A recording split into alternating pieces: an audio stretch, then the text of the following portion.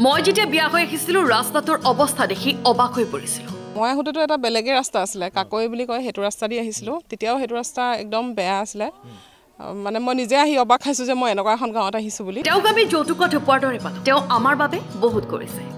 আমি তেখেতক আমি যৌতুকত পোৱা বুলি কয়, যিহেতু আমি তেখেতক আমি ভোট দি জিকোৱা নাছিলোঁ, তেখেতে কিন্তু আমাৰ কাৰণে বহুতখিনি কৰিছে। এনে এজন বিধায়ক পাই সুখী লখিমপুৰৰ এখন গাঁৱৰ ৰাইজ।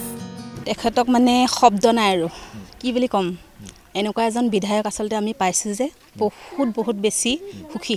ৰাস্তাটোৰ দুৰৱস্থাৰ বাবে ঘৰলৈ আলহী আনিবলৈ লাজ কৰিছিল গাঁৱৰ ৰাইজে।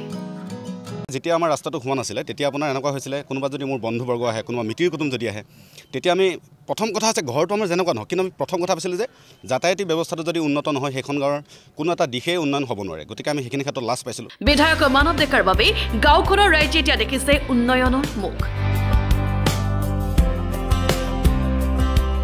স্বাধীনতাৰ পাছৰে পৰা এটা জৰাজীৰ্ণ পথেৰে অহা যোৱা কৰা গাঁওখনৰ ৰাইজে পাইছে এটা পকী পথ।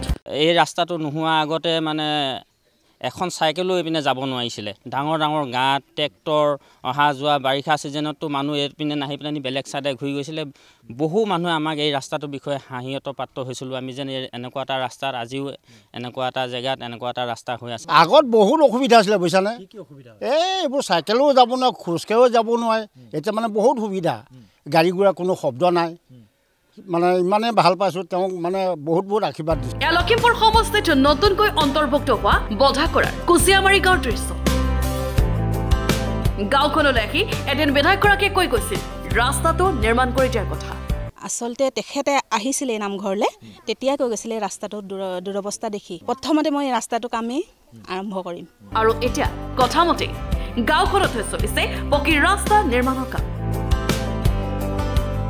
কথা দিয়াৰ মতে গাঁওখনৰ ৰাইজক কাম কৰি দেখুৱালে বিধায়কগৰাকীয়ে।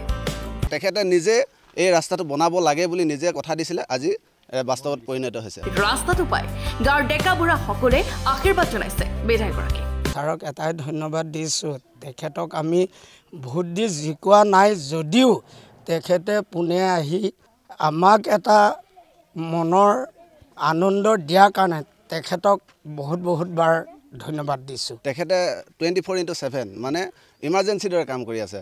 তেখেতক প্ৰথমবাৰ মই ধন্যবাদ জনাইছোঁ। আমাৰ এই নকদম কুচিয়ামাৰীবাসী হয়। আমাৰ মানৱ ডেকা ছাৰে যিটো আমাক সুবিধা দিছে, বহুত মানে তেওঁ আশীৰ্বাদ দিছোঁ।